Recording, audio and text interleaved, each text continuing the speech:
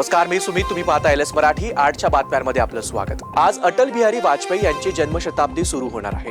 भाजपच्या वतीनं मोठ्या प्रमाणात संपूर्ण देशामध्ये जन्मशताब्दी साजरी केली जाणार असल्याची माहिती फडणवीस यांनी दिली आहे. अटलजींचा 100वा जयंतीचा दिवस आपण साजरा करणार आहोत असं ते म्हणाले. जळगाव महापालिका निवडणुकीत भाजप आणि शिंदे सेनेच्या वतीनं युती केली गेली आहे. रात्री झालेल्या बैठकीत हा निर्णय घेण्यात आला.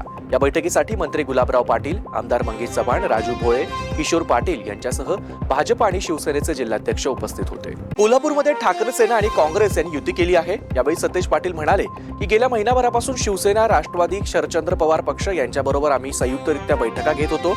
आज शिवसेना ठाकरे गटाच्या सहसंपर्क प्रमुख अरुण दुधवडकर यांच्याबरोबर चर्चा झाली.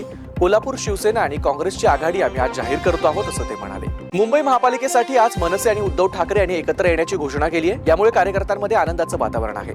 आज बारामतीतील राज ठाकरे आणि उद्धव ठाकरे यांच्या कार्यकर्त्यांनी बारामतीतील भिगवण चौकात एकत्र येत फटाके फोडत एकमेकांना पेढे भरवत आनंद व्यक्त केला. कळंबोलीतील भाजपच्या नेत्या गौरी कोरडे आणि यशोदा आलदर यांनी भाजपला रामराम ठोकत शेकापमध्ये जाहीर प्रवेश केलाय.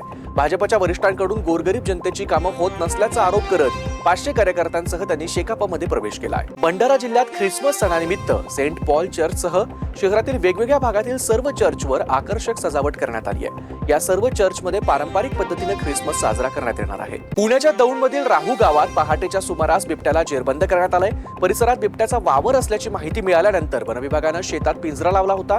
त्या पिंजऱ्यात बिबट्या अडकला असून त्याला वनविभागानं सुरक्षितरित्या ताब्यात घेतलंय. बीडच्या पालवण जवळील देवराईला अचानक आग लागली. अभिनेते सयाजी शिंदेच्या पुढाकारातून ही देवराई बहरली होती.